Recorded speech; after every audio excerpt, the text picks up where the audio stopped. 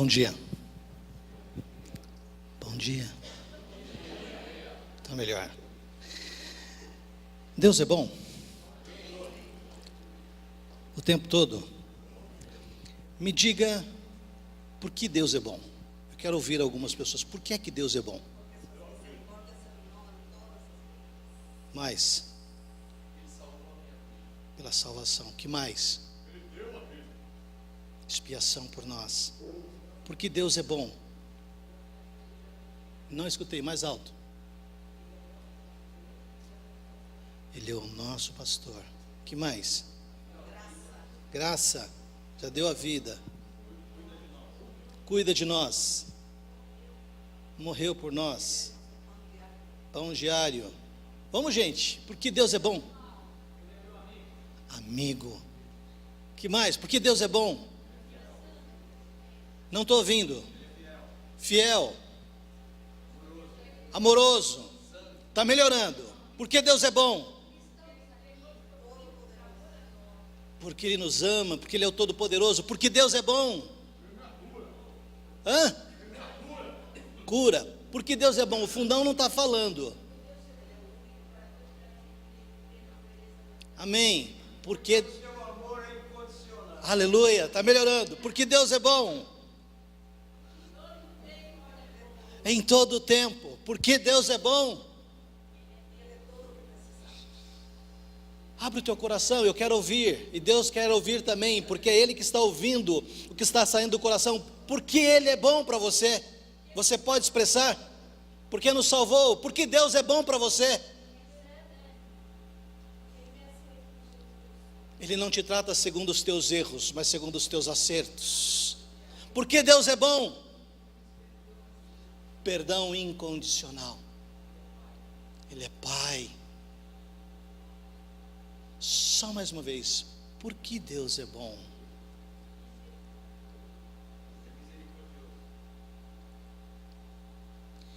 Você consegue entender a bondade de Deus na sua vida de fato e de verdade? Deus não é bom só porque Ele nos dá coisas. Deus não é bom só porque Ele faz milagres em nossas vidas. Deus não é bom só porque Ele nos livra, porque Ele nos dá prosperidade, porque Ele nos cura. Deus não é bom só por causa disso. Ele é bom também porque Ele nos aperta, Ele nos corrige, Ele nos leva para um a sós e, segundo o seu muito amor, faz as correções devidas. Ele permite que nós passemos por momentos de dificuldade, de aflições, para que nós possamos aperfeiçoar a nossa fé, o nosso amor e a nossa dependência a Ele. Isso também é bondade. Porque Deus é bom. Você tem uma família maravilhosa, e isso é um dom de Deus. Porque Deus é bom, porque você está vivo. Você não está agora num leito hospitalar, respirando com a ajuda de aparelhos. Porque Deus é bom. Porque com todas as dificuldades que você está vendo dentro do seu quadrado, você tomou café, você pôde colocar uma roupa limpinha, e você veio para a igreja com a expectativa de ouvir alguma coisa boa. Porque Deus é bom. Porque em meio a todos os problemas que existem na humanidade, e aqui na nossa cidade especificamente, você conseguiu sair ileso de tudo isso, e está aqui, para celebrar, para adorar, e para bendizê-lo. Todos os dias no mundo morrem pelo menos 250 mil pessoas. Você pode dizer, Deus é bom, eu estou aqui, aleluia. Não fui contado entre aqueles. A bondade de Deus, ela está muito além daquilo que os nossos olhos veem. A bondade de Deus está muito além daquilo que nós recebemos. A bondade de Deus foi muito bem detalhada no culto do último domingo, quando o pastor Samuel pregou a relação daquelas duas pessoas em mundos tão diferentes, mas com trocas tão absolutas, e com uma essência de amor tão clara, de que só Deus podia fazer aquilo. Bondade de Deus. O que nós precisamos desmistificar da nossa mente, da nossa consciência, e olha que isso não tem muito a ver com a pregação, mas em função do que meu coração foi movido pelo louvor. Nós somos muito levados pelas circunstâncias, elas às vezes falam muito alto ao nosso coração, às vezes porque estamos passando por um momento de dificuldade, nós muitas vezes somos levados até a questionar: será que Deus me ama? Será que Ele de fato está comigo? O último versículo do capítulo de Mateus, lá 28, diz: e eis que estarei convosco todos os dias.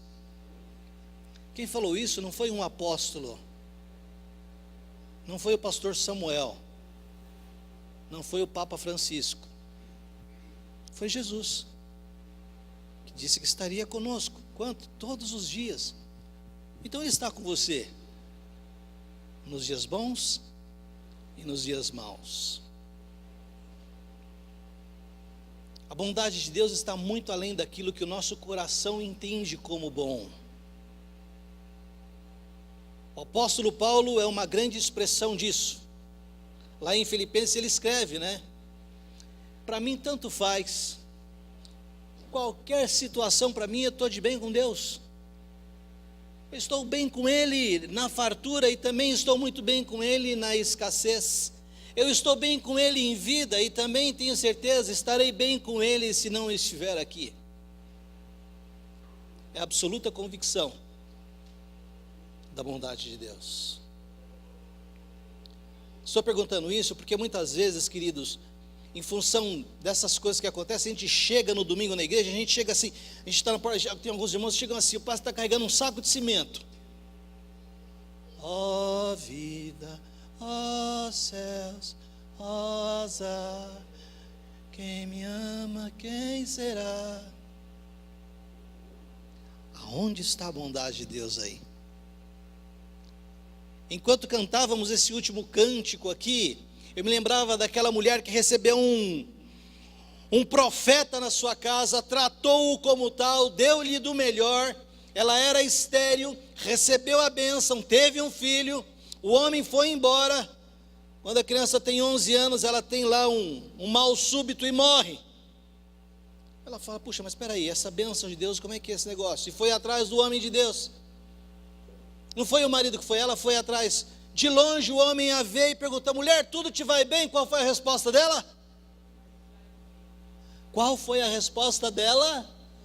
Como é que uma pessoa pode dizer que tudo vai bem quando você deixou em casa aquilo que você tem de mais precioso duro? Sabe o que é isso? É entender a bondade de Deus, é saber que Ele está no governo absoluto da tua vida, ainda que tudo pareça perdido. Deus é bom, tudo me vai bem. O que o inimigo quer é que o nosso coração exale ou coloque para fora as nossas mágoas, nossas mazelas, mas o nosso coração não é isso. O nosso coração é um coração cheio de amor, é um coração que tem Jesus lá dentro, que é aquele que é capaz de suprir todas as nossas necessidades, que é aquele que é o nosso guia, é aquele que nos toma nos seus braços, é aquele que guarda a nossa entrada e a nossa saída. Então a minha boca tem que falar de atos de fé, ainda que tudo pareça mal, tudo me vai bem. Deus é bom? Quanto tempo? O tempo todo Deus é bom. Aleluia. Você já está um pouquinho mais animada? Não? Jesus é maravilhoso, queridos. A palavra de Deus fala lá que os 3 da Babilônia, diante de um decreto real, para se dobrarem diante de uma estátua, eles tinham absoluta convicção de quem e a quem eles serviam. Olha, é o seguinte, fique sabendo aí, ó rei, não nos dobraremos, e se morrermos, tão somente morreremos. E foram lançados na fornalha. Mas o interessante é que lá no miolo, lá embaixo, a Bíblia relata que tinha uma quarta pessoa com eles. E nem as suas vestes foram chamuscadas. Ainda que eu ande por um vale de sombra de morte, Ele está comigo. Ainda que eu ande por um vale de sombra de morte, eu não estou só. Ainda que as circunstâncias apontem para mim que tudo parece ruim, eu não estou só. Poderia dar para vocês aqui inúmeros momentos da minha vida que minha esposa partilhou comigo dessa fidelidade. De estar diante de quadros terríveis que parece que não tem fim, de funcionário chegar e falar assim: agora acabou, agora não tem mais jeito. E eu levanto as minhas mãos e digo: eu e Deus somos maioria. Eu e Deus somos maioria, e eu tenho certeza que vamos passar. E abre-se um caminho e cria-se uma oportunidade, e as coisas se abrem. Bondade de Deus. Bondade de Deus. Eu insisto nesse versículo, nessa palavra, porque para mim é uma realidade. Deus é bom para mim, não é só porque eu tenho um lugar para morar. Ele é bom para mim porque Ele é o meu Deus. E ainda que eu não tivesse, eu continuaria dizendo: Ele é bom. Muito bom. Enquanto nós cantávamos ali, eu estava ao lado da minha nega, e eu estava me lembrando de momentos fantásticos, quando nós cantávamos, eu e ela, em casa, alegremente, celebrando a bondade de Deus, porque nós não tínhamos o que comer no dia seguinte, e nós louvávamos porque Ele era bom. Né, mãe? Se tem, aleluia. E se não tem, é glória a Deus. Mas os meus lábios não serão emprestados para ir contra a fidelidade daquele que disse que estaria comigo todos os dias. Eu creio nele e ponto final. Aleluia. Abra a tua Bíblia em Lucas capítulo 10. Mateus, Marcos. Eu precisava falar isso porque a gente que, enquanto pastor, a gente enquanto tem louvor, a cabeça da gente vai viajando nos cânticos. E passam assim 300 mensagens na cabeça da gente assim, em meia hora, porque você começa a ver a ação de Deus, a fidelidade de Deus, o cuidado de Deus, o livramento de Deus. Você começa a ver Deus em todos os lugares. Nós temos os nossos adolescentes lá no acampamento. E nós cremos que algo bom está acontecendo na vida deles, porque eles estão reunidos lá em nome de Deus. E nós temos a expectativa que daqui a alguns anos, eles estarão aqui nos substituindo e fazendo melhor do que nós. Pouco mais de um ano, o Marco chegou para mim de uma maneira muito inteligente. E assim, falou: precisamos ficar de olho nos nossos adolescentes, hein, cara? Precisamos dar um gás aí, porque precisamos olhar lá na frente. Nós precisamos cuidar para que eles sejam melhores do que nós. Eles precisam ver a bondade de Deus manifesta em nossas vidas, para que eles queiram seguir o mesmo caminho. Eles precisam ver Deus presente em nossas vidas, para que eles queiram fazer as mesmas coisas. Senão daqui a pouco, eles serão levados. E aí nós vamos gemer e chorar, porque não conseguimos dar direção aos nossos filhos. Cantamos agora há pouco aqui: que Deus é o quê? É a minha direção, que Ele é o meu caminho.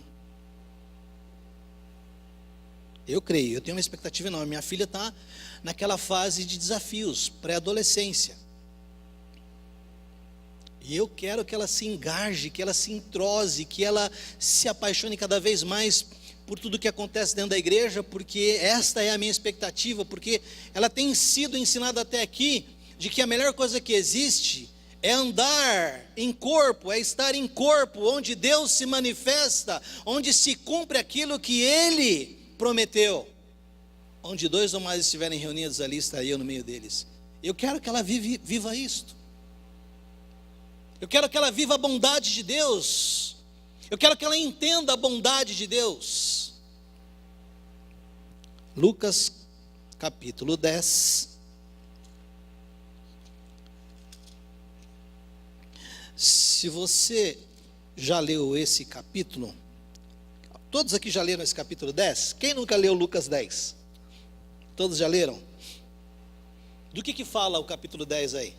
Sem olhar para a Bíblia. Sem cola.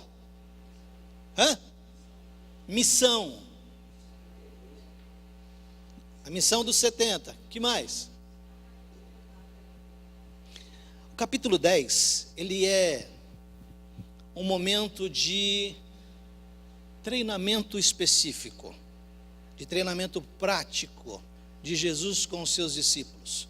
O capítulo 10, lá no começo, ele chama os seus discípulos e os envia de 2 em 2 e dá-lhes missão clara de que eles não precisam levar nem comida, nem alforje, nem absolutamente nada, porque eles serão supridos nos lugares onde eles chegarem. O Senhor estava treinando-os para que eles pudessem ser verdadeiros embaixadores das boas novas, para que eles pudessem vivenciar e fazer aquilo que Ele estava fazendo. Porque Ele diz lá no Evangelho de João: aquele que crê em mim fará as mesmas obras que eu fiz e outras ainda maiores. Então agora Ele está enviando esses homens de 2 em 2 para poder anunciarem as boas novas. E eles vão pelas vilas, pelos caminhos, e estão anunciando as boas novas. E eles têm experiências fantásticas.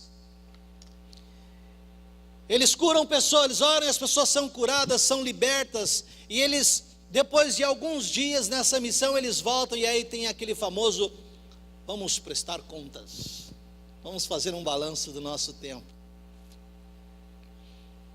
Eles chegam para Jesus e eles estão eufóricos: Senhor, até os demônios se submetem a nós. Nós vimos cura, nós vimos milagres, nós vimos um monte de coisas boas acontecendo. Eles estavam passando por um exercício prático de fé, de dependência, de ação prática de embaixadores do reino. Voltam vibrantes porque vivenciaram isso. E mais do que isso, vivenciaram aquilo que é importante que todo discípulo, que todo servo entenda: as realidades espirituais que nos cercam e saber fazer uso das armas corretas diante dessas situações. O apóstolo Paulo fala aos Coríntios que as armas da nossa milícia não são carnais, mas sim espirituais e poderosas em Deus para fazer proezas. Jesus estava treinando-os a lidar com todas essas realidades. Nós precisamos estar buscando e nos preparando para entender não só a realidade natural, de ter, de tocar, de sentir, mas de discernir o espiritual das coisas que estão acontecendo. Para que você possa vencer o inimigo pela palavra de Deus, não na força do teu braço. Jesus está ouvindo eles ali eufóricos e fala assim: olha, não se alegrem por essas coisas, isso é muito bom, mas alegrem-se porque os vossos nomes estão escritos no livro da vida. Eu não sei se você já parou para pensar nisso. Você ouvir de Jesus assim: olha, o teu nome já está no livro da vida. Para mim o passaporte já está na mão. Estou garantido. Está carimbado. Fui aprovado. Fui aceito. O meu lugar já está pronto. Alegrem-se antes, porque os vossos nomes já estão escritos no livro da vida. Mas, como em qualquer lugar, lá no meio deles tinha aquele que é o enviado. Lá onde a gente trabalha, a meninada lá tem um costume de dizer assim: quando o inimigo não vem, ele envia, né? E aparece lá um enviado que vê tudo isso, ouve tudo isso, e ele é um mestre da lei. E para querer confundir Jesus, ele chega para Jesus e fala o quê? E pergunta o quê? Bom mestre, que farei eu para herdar a vida eterna? Ele era um conhecedor da lei. Jesus pergunta para ele: o que diz a lei? Porque você é um conhecedor. E ele diz: amarás ao Senhor teu Deus de todo o teu coração, de toda a tua alma, de todo o teu entendimento, e ao próximo como a ti mesmo. Jesus respondeu usando a própria palavra. E aí ele, diante daquela situação, ele devolve: mas quem é o meu próximo? Jesus aproveita essa situação para poder dar continuidade ao discipulado com os seus seguidores. Eu abro aqui um parêntese, querido, para dizer para vocês, e para mim também, que aquele texto da palavra que diz assim: o meu povo perece por falta de conhecimento, é justamente por causa disso.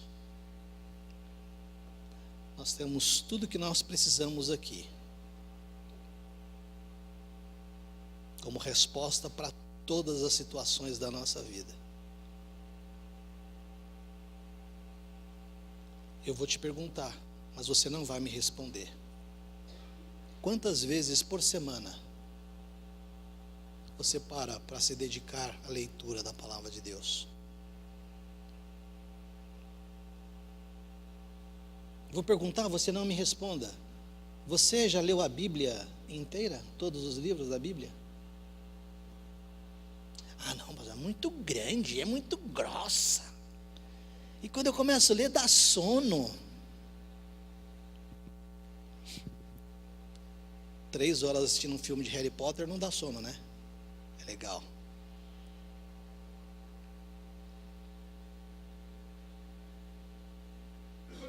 Estamos escolhendo. Aí, diante da dificuldade, Harry Potter não vai aparecer com a espada mágica para poder te ajudar. Sinto muito.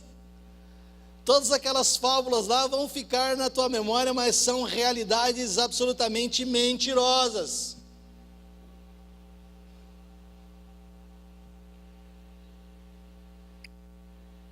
Respondestes bem: quem é o meu próximo? Então Jesus resolve contar uma historinha, uma parábola, a parábola do bom samaritano. O pastor Samuel já falou aqui. Vocês sabem o que é uma parábola? O que é uma parábola, igreja? Ninguém sabe. Vou chamar uma criança lá do cultinho. Parábola é uma história da terra que conta as verdades do céu. Todas as vezes que você ouvir falar de parábolas, Jesus contando parábola, ele está fazendo uso de uma história terrena para falar de verdades celestiais. Então, vamos lá na historinha. Versículo 25. E eis que se levantou um certo doutor da lei, tentando-o e dizendo: Mestre, que farei eu para herdar a vida eterna? Ele disse: o que está escrito na lei, como lês? Respondendo ele, disse: amarás ao Senhor teu Deus de todo o teu coração, de toda a tua alma, de todas as tuas forças, de todo o teu entendimento, e ao teu próximo como a ti mesmo. Respondestes bem, faze isso e viverás. Porém, querendo justificar, disse a Jesus: e quem é o meu próximo? E Jesus conta a historinha. Descia um homem de Jerusalém para Jericó e caiu nas mãos dos salteadores, os quais o despojaram e espancando se retiraram, deixando-o meio morto. E ocasionalmente descia pelo mesmo caminho certo sacerdote, e vendo-o passou de largo. E de igual modo também um levita, chegando àquele lugar e vendo-o, passou de largo. Mas um samaritano que ia de viagem chegou ao pé dele e, vendo-o, moveu-se de íntima compaixão, e aproximando-se, atou-lhe as feridas, aplicando-lhes azeite e vinho, e pondo-o sobre sua cavalgadura, levou-o para uma estalagem e cuidou dele. E partindo ao outro dia, tirou 2 dinheiros e deu-os ao hospedeiro e disse-lhe: cuida dele, e tudo que de mais gastares, eu te pagarei quando voltar. Qual, pois, desses 3 te parece que foi o próximo daqueles que caiu nas mãos dos salteadores? E ele disse: o que usou de misericórdia para com ele. Disse Jesus: vai e faze o quê? A mesma coisa. É fantástico isso aqui. Essa parábola, ela pode trazer para nós lições profundas do ponto de vista de entendimento daquilo que o Senhor quer que nós façamos, não na teoria, mas como Ele acabara de fazer com os seus discípulos, enviando de 2 em 2, na prática.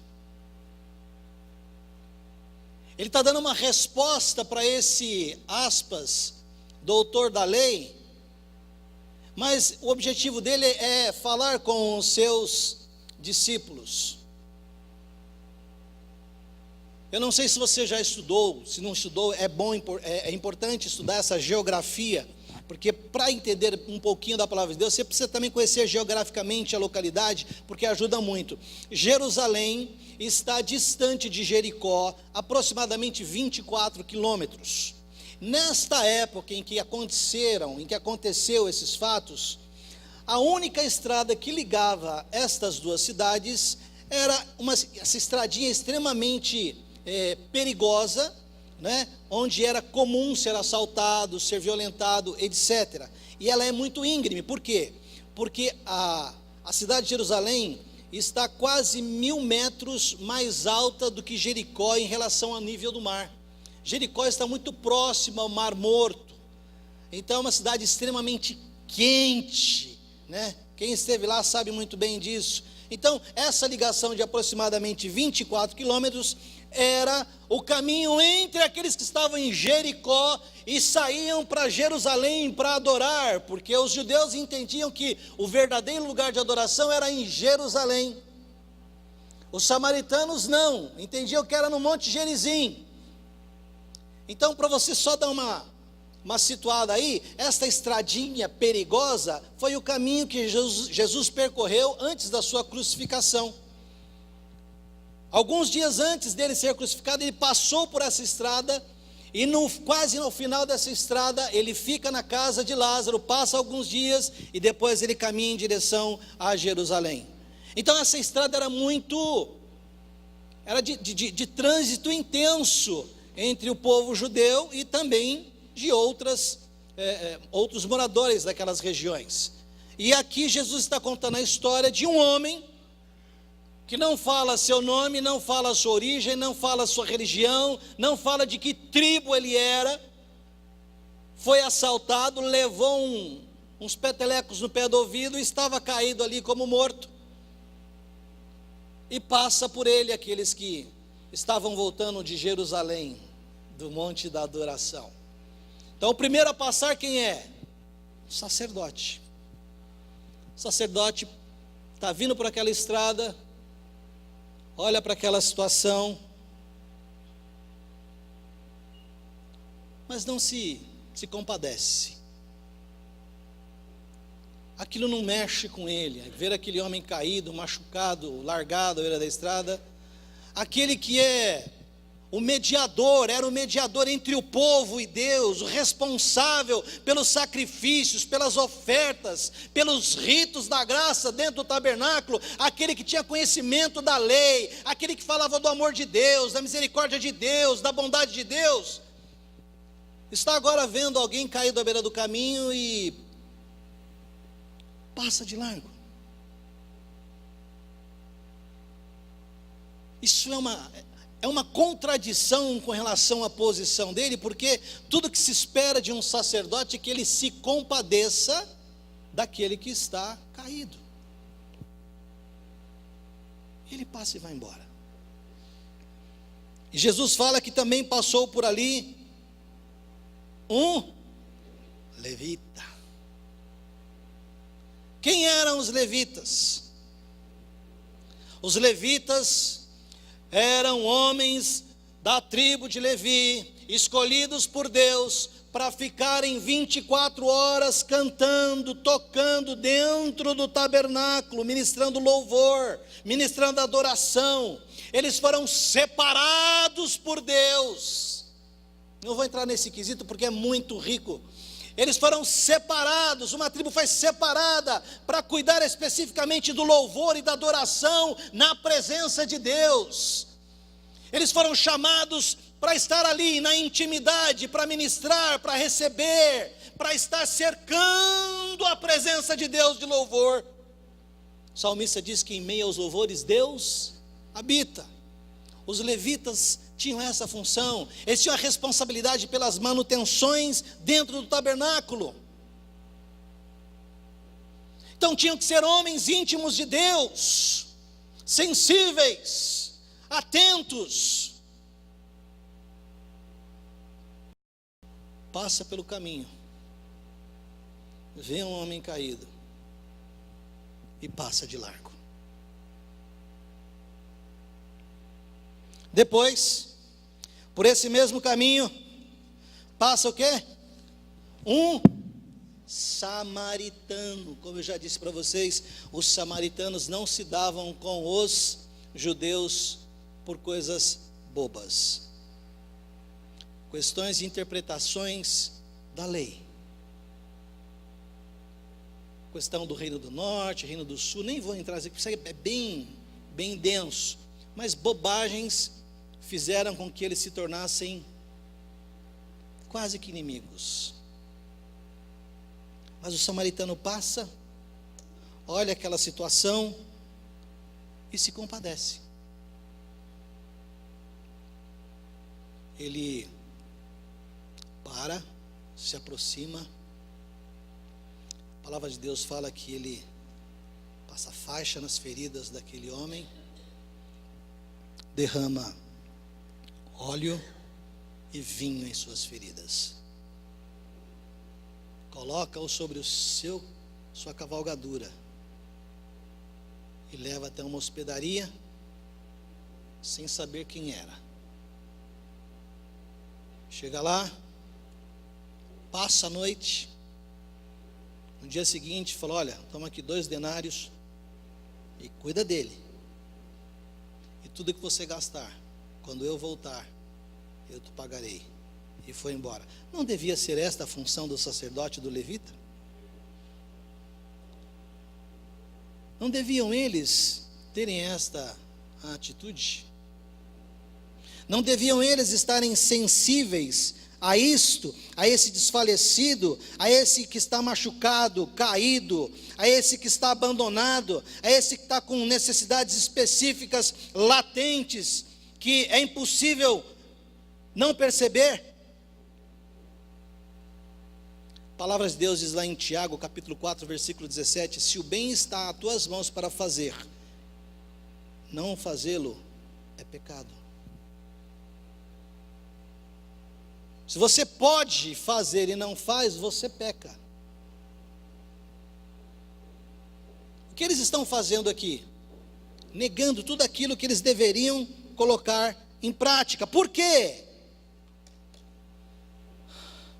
Tanto o sacerdote quanto o levita estão exalando aqui, até me parece que se eles estivessem vivendo nos dias de hoje, não seriam estranhos. A falsa religiosidade, a vida de aparências, de indumentárias, de uma roupagem divina, mas que do divino não tinha absolutamente nada. Eram capazes de celebrar e de praticar e de atuar nos ritos da graça, mas eram incapazes de manifestar a graça de fato e de verdade. Era sacerdote diante de Deus, mas a sensação que me passa é que, assim como ele está saindo de Jerusalém em direção a Jericó, conforme ele vai se distanciando de Jerusalém, também vai se distanciando da essência do divino. Meio que vai abrindo mão, vai soltando pelo caminho. Questão da intimidade, amor ao próximo, sensibilidade, bondade. Vai abrindo mão. Imagine quando chegar em Jericó, não tem mais nada. Por que isso? Porque eles não experimentaram, não internalizaram a manifestação da graça, para a qual eles foram chamados para servir. Está tudo do lado de fora, é tudo na base da palavra, é tudo na base do agradar os ouvidos, da imagem, da aparência. A verdade lá dentro é muito outra. Lembra-me até o general da Síria, homem poderoso, líder, conhecido, reconhecido, temido, mas leproso. Homem que colocava sua roupa, ia para a guerra, vencia, prevalecia e era reverenciado, mas quando chegava em casa, tirava sua roupa, tinha que lidar com a sua miséria, porque era tudo externo. O interno não havia passado pela renovação, pelo poder da graça. Só quando ele percebeu aquilo que parecia ser desprezível dentro da sua casa, uma voz de uma criança dizendo: ai, se conheceras o homem de Deus que há em Israel.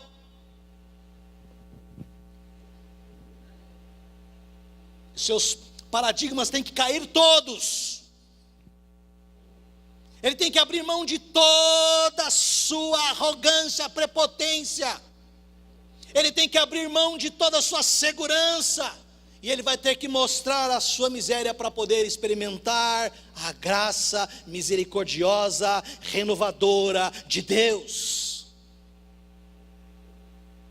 Sacerdote, voltando do monte da adoração, vendo alguém caído, mas a capa, as vestimentas de sacerdote, só estão ali, porque na verdade, este homem está enclausurado dentro de si mesmo, preocupado com as suas próprias demandas, com as suas próprias necessidades, que o torna cego e insensível, e até se esquece daquilo para o qual ele foi chamado.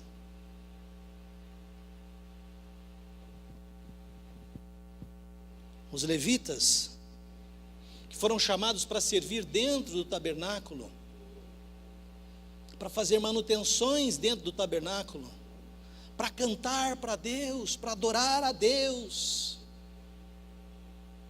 Há um ditado popular, né, que quem canta seus males espanta. Esses caras não deviam saber o que era isso, né, porque eles viviam o tempo inteiro nesse clima.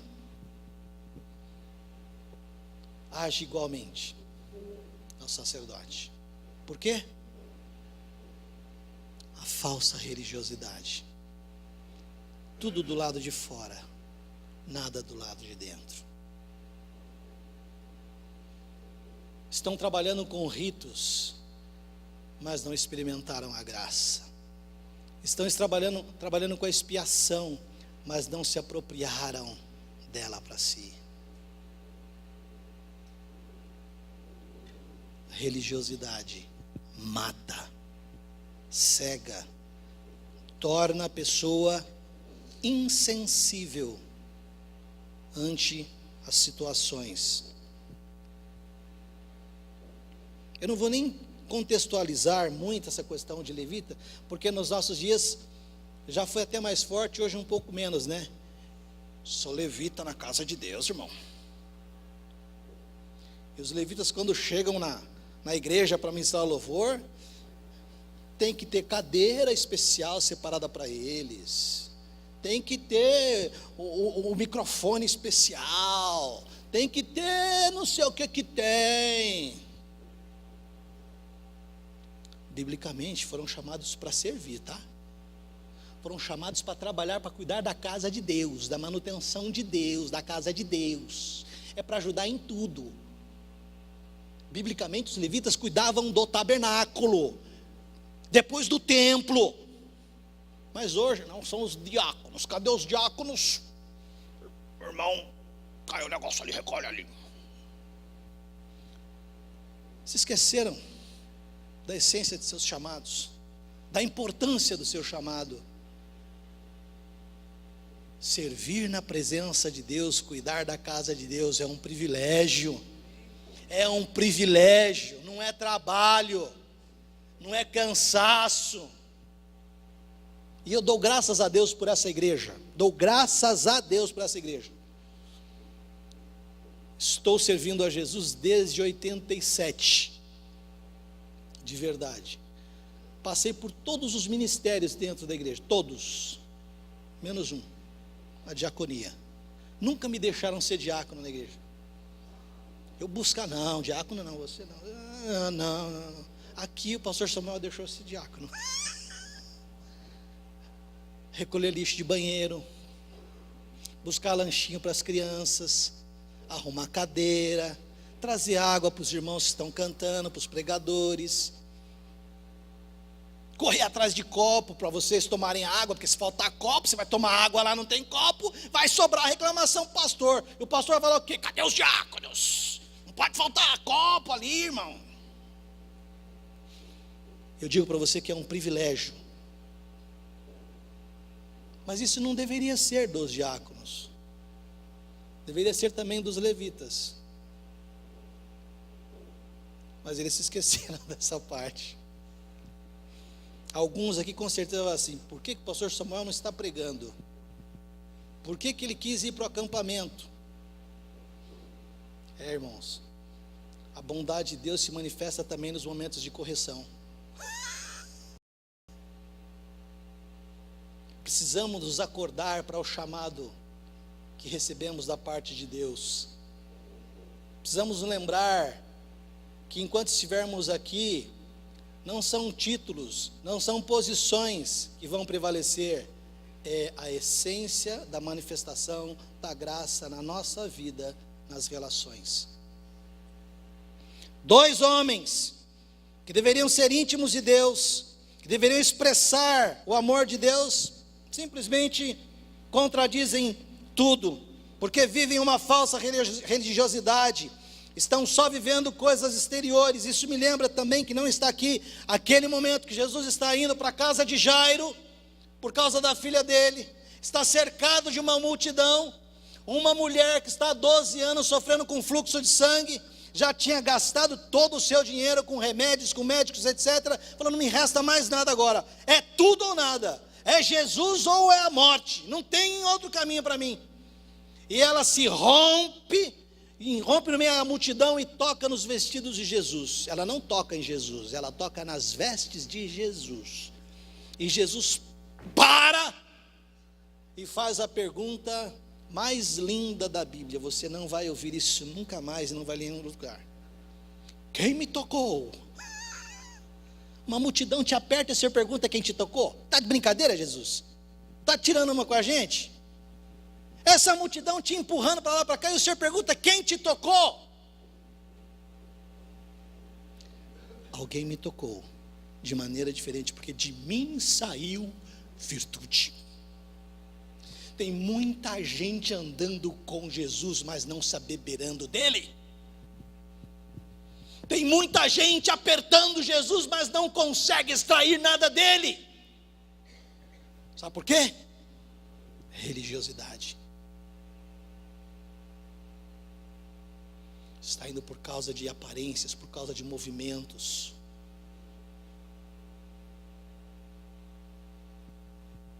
Procure na igreja quem já viveu verdadeiros milagres com Deus, e ela vai te contar como ela viveu esses milagres. E você vai falar: eu preciso repensar a minha forma de relação com o Senhor. Poderia contar para vocês aqui mais algumas situações de milagres de Deus, mas não vou contar, vou voltar para a palavra.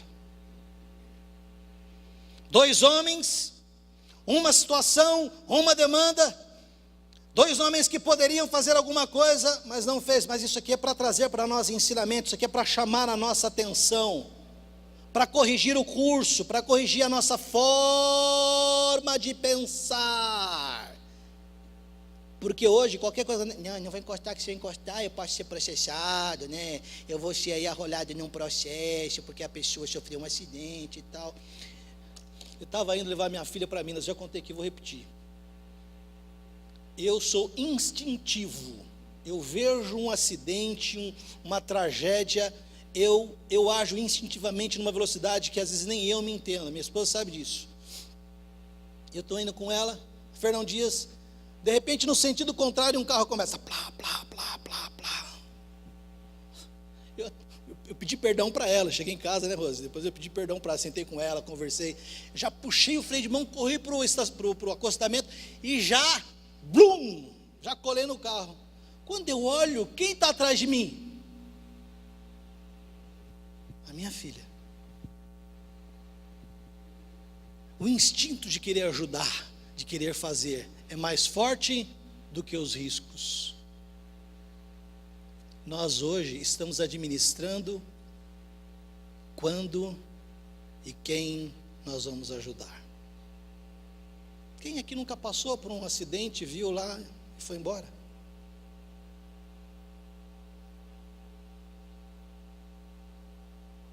Ontem, perto de casa, estou vindo de carro, na faixa de pedestre, uma senhora caída na faixa de pedestre, os carros, uma senhora caída na faixa de pedestre, os carros vêm devagarinho, desvia e vai embora. Como é que a gente pode ver um negócio desse passar?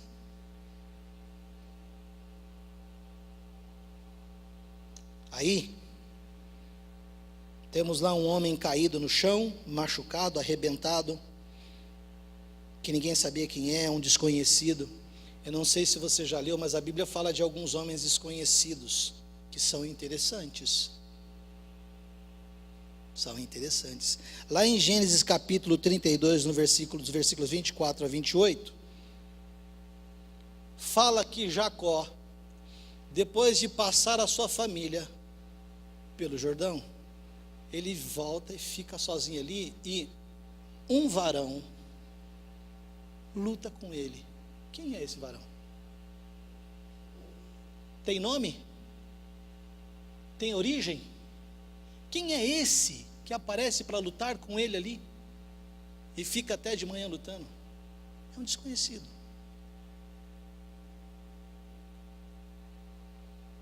E quando ele aparece, há uma outra colocação, ele fala assim, que ele puxa a espada: quem és tu? É dos nossos ou contra nós? Quem é esse desconhecido que apareceu? Há um outro caso, que está lá em Gênesis 37:15. Filho de Jacó, José, o famoso dedo duro, o entrega aos irmãos, foi ver o que os irmãos faziam no campo, e aí ele se perdeu, e andava errante pelo campo, quando de repente um desconhecido aparece, e fala: ei, o que procuras? Quem era o nome desse desconhecido? A Bíblia não fala. De onde ele veio? A Bíblia não fala.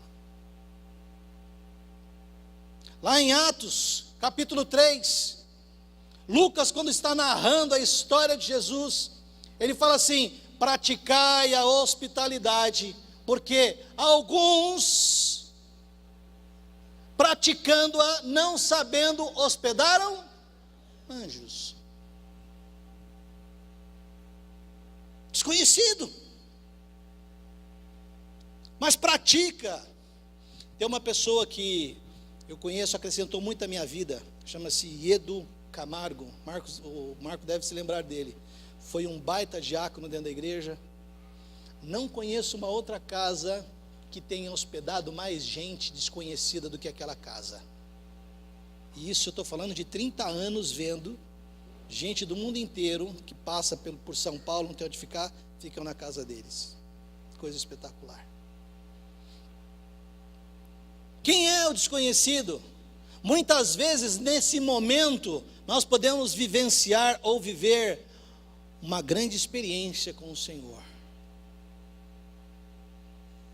De acolher, de socorrer quem a gente não conhece, correndo todos os riscos. Todos os riscos. Vale a pena. Esse desconhecido, esse quebrado, esse machucado, esse abandonado à beira do caminho, encontra num samaritano a manifestação da graça, do amor, do cuidado de Deus. Ele chega, para, ele não pergunta nome, ele não pergunta o que aconteceu, mas ele começa a tratar, ele começa a atender às necessidades, e depois de derramar óleo e vinho sobre as suas feridas, coloca sobre a sua cavalgadura, ou seja, ele vai a pé. Você consegue entender mais ou menos o que é isso? Quando você estava todo arrebentado, seu casamento esfacelado, e apareceu alguém que te abraçou, que te acolheu e te levou para um lugar onde você teve as suas feridas tratadas. E aquele que te levou falou assim: olha, certamente volto sem demora.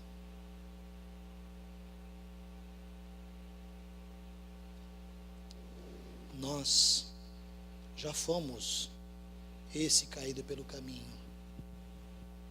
Todos nós, sem exceção, já estivemos caídos, arrebentados à beira do caminho.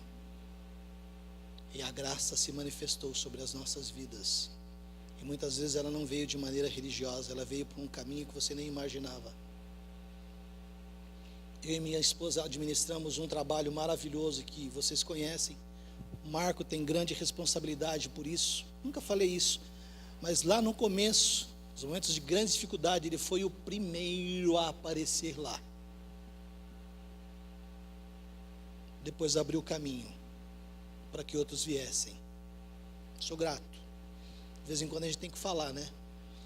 Mas foi ele que abriu o caminho para muitos outros. E hoje o núcleo cuida de muita gente, mas muita gente, mas muita gente. Chegou um momento que nós estávamos saturados, a gente precisava dar um passo maior. E nós fazíamos parte de uma igreja preocupada com números, com crescimento, e que não queria investir nada lá. E 2 amigos nossos, um judeu e um espírita, sentou numa mesa, elaboraram uma ata e falaram assim: nós vamos realizar o teu sonho, nós vamos construir o teu prédio. 2 anos depois o prédio estava de pé. Quem já foi lá sabe do que eu estou falando. O bom samaritano não foi um levita e não foi um pastor, foi um espírita e foi um judeu, e que hoje é responsável por milhares de atendimentos. Já levamos mais de 1000 pessoas a Cristo naquele lugar que nós conhecemos. Aliás, outro dia estava assistindo o R.R. Soares, não é costume, e tinha lá um pastor ministrando louvor. Nasceu na nossa mão lá. Me lembro dele, menino, nasceu. está lá, servindo a Cristo. Porque a atitude de bons samaritanos na nossa vida está fazendo a diferença na vida de milhares de pessoas.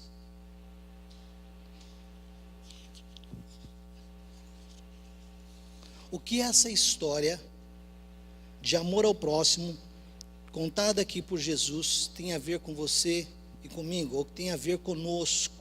O que isso pode nos ensinar nesta manhã? Faltam 10 minutos para o meio-dia, vou acabar ao meio-dia.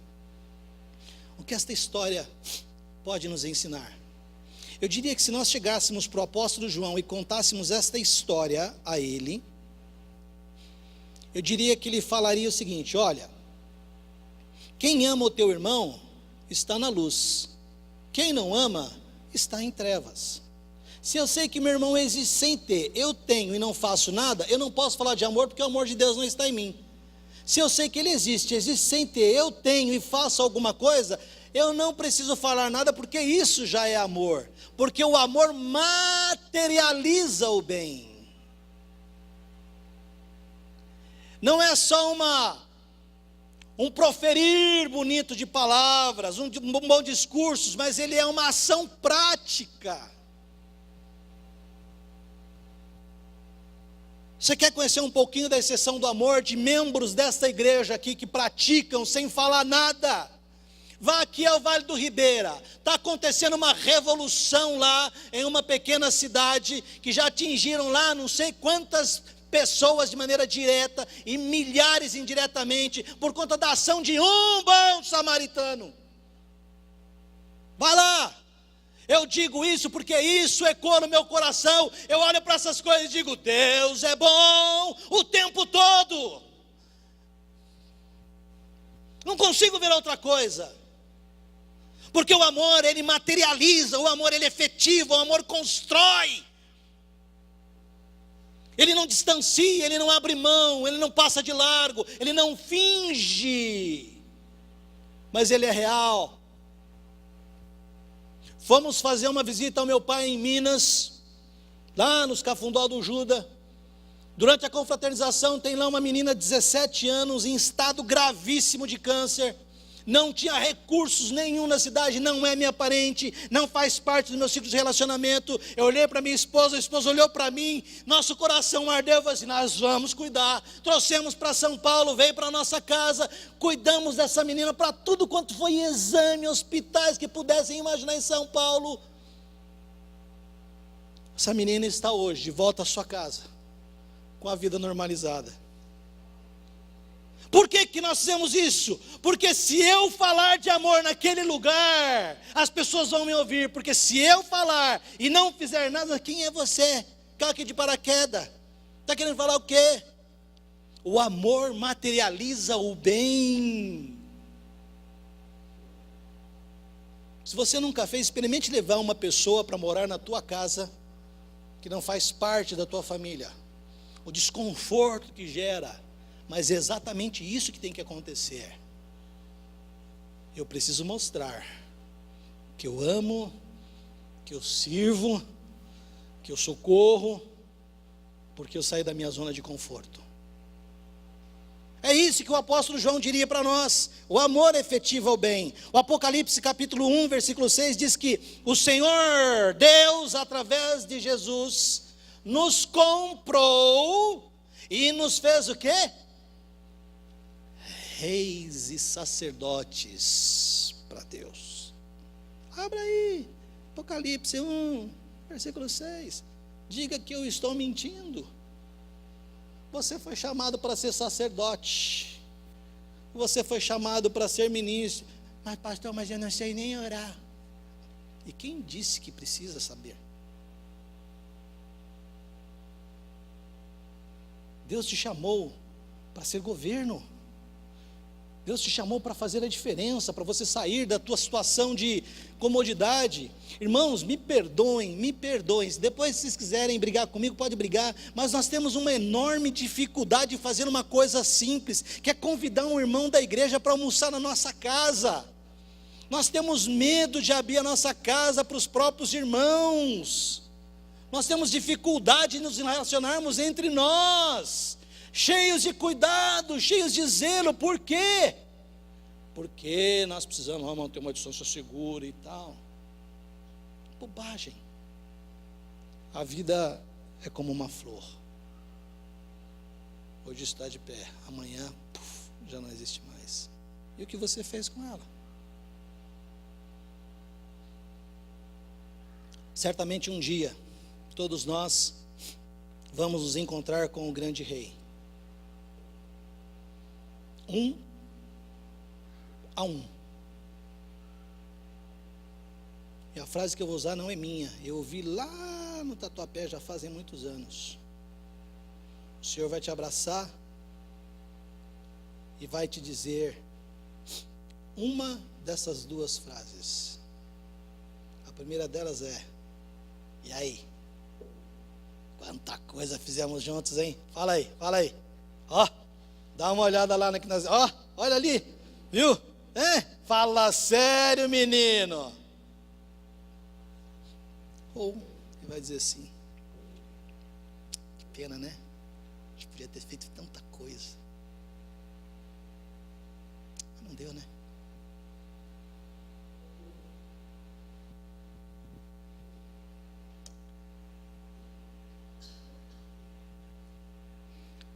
Precisamos voltar para Jerusalém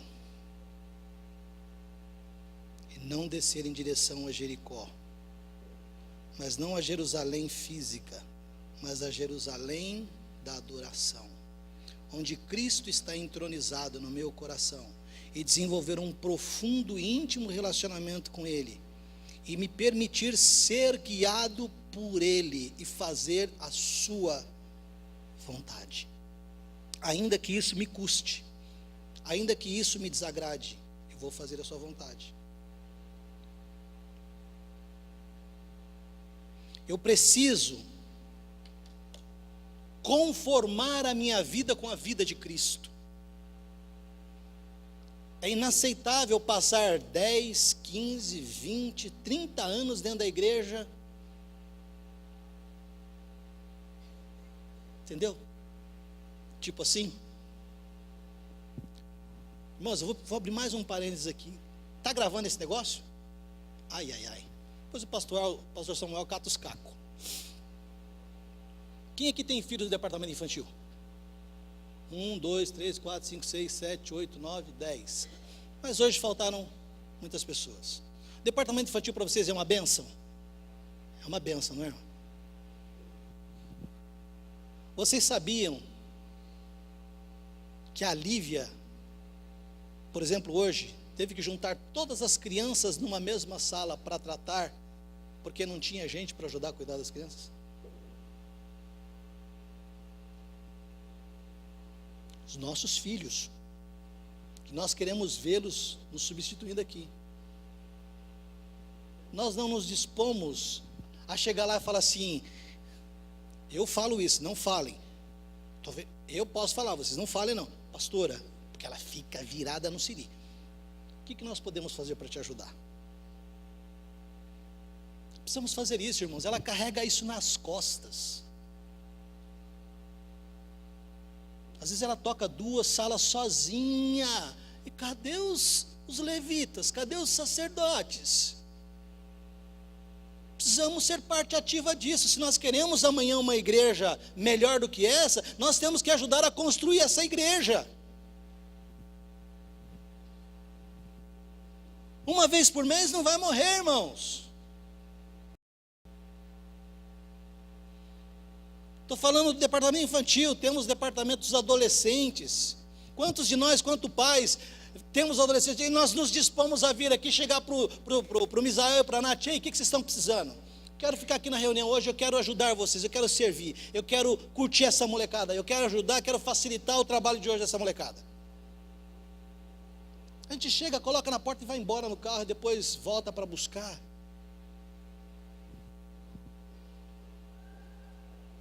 Precisamos conformar a nossa vida com Cristo. O que for maior, sirva ao menor. Ser sacerdote, ser levita, ser ministro na casa de Deus é servir, é trabalhar, é se dar, é se mover, é se entregar ao ministério para que essa igreja seja cada dia mais viva.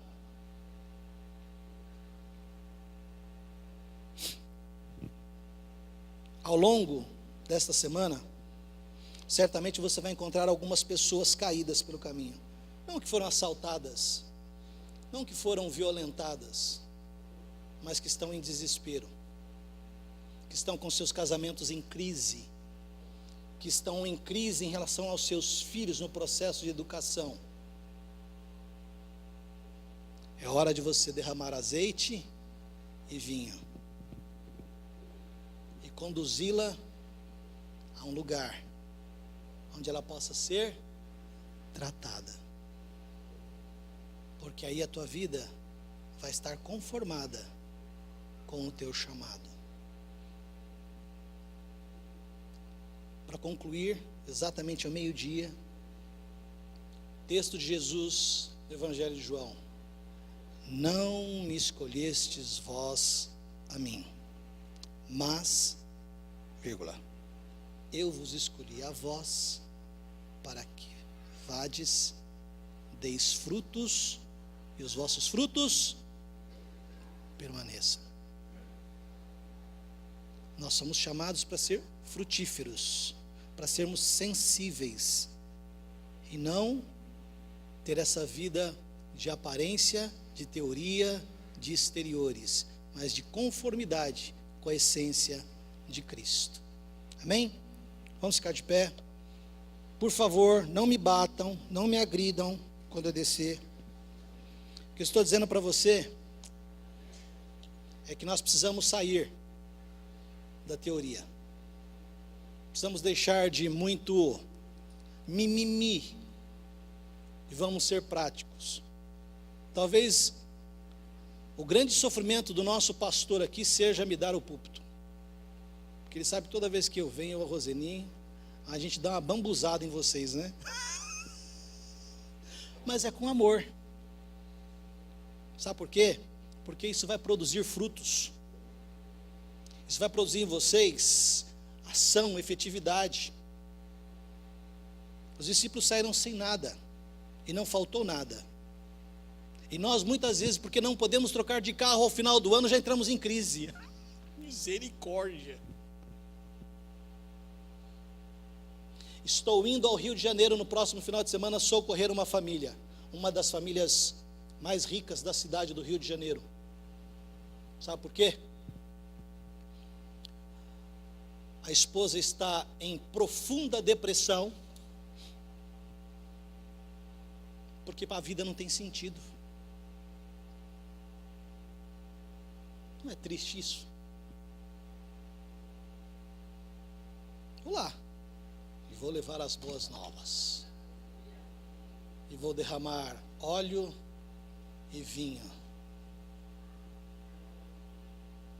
para que ela experimente o que a minha esposa fala. Ela precisa ter uma experiência com Jesus. Se ela tiver uma experiência com Jesus, tudo que ela tem deixa de ter valor, porque ela vai entender esse Deus de amor. Se você puder, vamos orar. Fecha os teus olhos.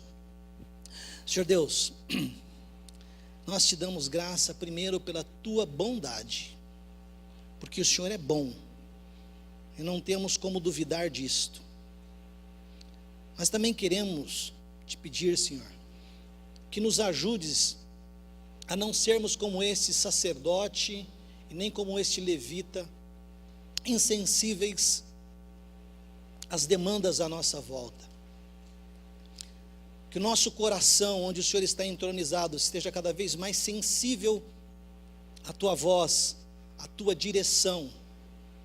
Que cada dia mais, Senhor, nossa vida possa estar conformada com a sua vontade, para que o teu reino seja estabelecido de acordo com a tua vontade.